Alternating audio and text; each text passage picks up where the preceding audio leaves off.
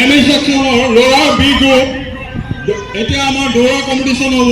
ল'ৰাৰ B group ওলাই আহিব লাগে। এম ই সেকশন ল'ৰাৰ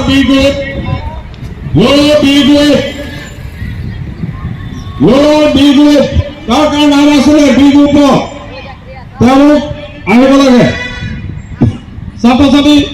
ছাত্ৰ ল'ৰাৰ বি গ্ৰুপ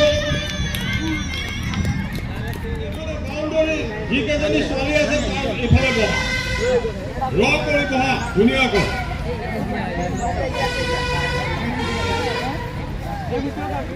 সকলোৱে হাউচ ৱাইফক ধুনীয়াকৈ বহক।